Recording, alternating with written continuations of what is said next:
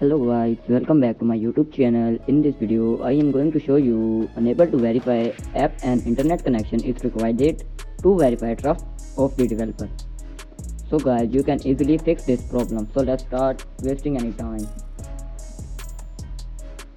First of all, you have open your iPhone setting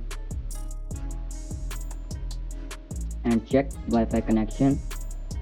Make sure that you have connected with strong internet connection and go back. Scroll it down.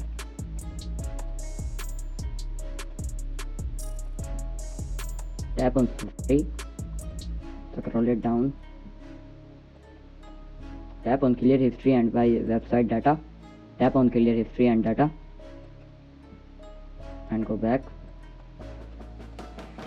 Tap on general. Scroll it down. Tap on transfer or reset iPhone. Tap on reset. Tap on reset network setting. Enter your passcode.